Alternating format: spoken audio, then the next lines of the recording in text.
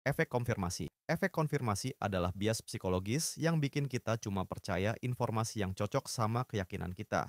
Dan otomatis nolak semua yang bertentangan. Tujuannya bukan cari kebenaran, tapi cari pembenaran biar kita merasa benar dan nggak perlu ubah pikiran. Jadi, walaupun ada data yang bertentangan, otak kita bakal bilang, itu nggak valid. Contohnya kayak gini, kamu percaya kalau diet tanpa nasi itu paling sehat, terus kamu cari artikel atau video yang bilang begitu. Kalau ada info dari dokter atau nemu video yang bilang nasi itu nggak masalah asal porsinya pas, kamu skip atau kamu sangkal. Ini sering kejadian di politik, kesehatan, bahkan hubungan. Kita lebih suka dengar yang sejalan dan nutup telinga sama pendapat beda.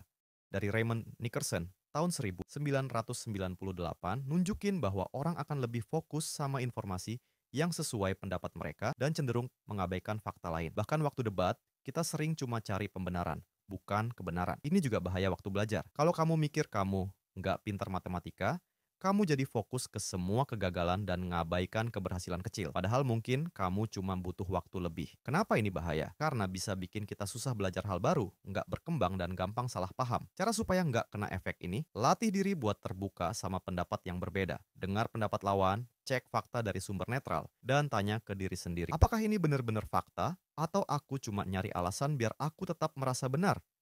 Efek bystander adalah kondisi psikologis yang bikin seseorang jadi pasif atau nggak bertindak.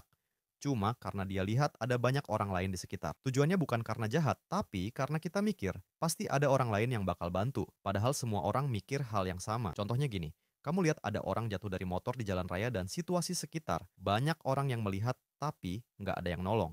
Dan kamu pun jadi mikir, apa aku harus bantu? Tapi aku merasa tidak kompeten dan menganggap ada orang lain yang akan membantu karena di situ terdapat banyak orang. Efek ini juga sering kejadian di sekolah saat ada bullying. Teman-temannya diem aja bukan karena setuju, tapi karena nunggu orang lain yang bergerak duluan. Kenapa ini bisa terjadi? Karena orang-orang tersebut beranggapan bahwa akan ada orang lain yang menolong korban. Kenapa ini bahaya? Karena bisa bikin hal buruk terus terjadi tanpa ada yang mencegah. Cara biar nggak kena efek ini yaitu ingat dengan satu hal ini. Semakin banyak orang bukan berarti udah ada yang bantu. Kalau kamu lihat sesuatu yang salah, jangan tunggu orang lain. Kadang, cukup satu orang berani bertindak dan semuanya ikut bergerak.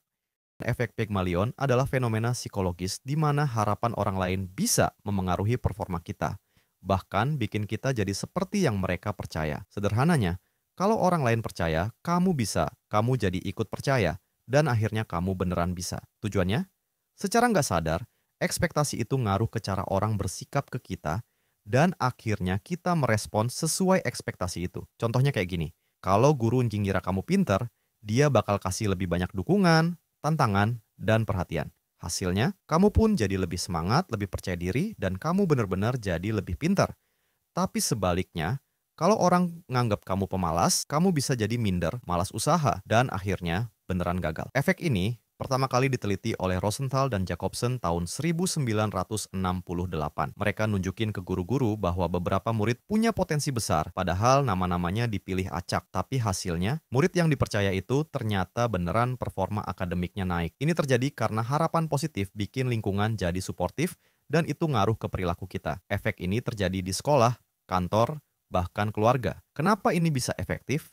Karena manusia cenderung bertindak sesuai dengan ekspektasi, baik dari orang lain maupun diri sendiri. Cara supaya nggak jatuh ke efek negatifnya, sadari siapa yang kamu dengerin. Pilih lingkungan yang percaya sama potensimu, dengerin orang yang dukung kamu. Dan yang paling penting, bangun ekspektasi positif dari diri sendiri juga.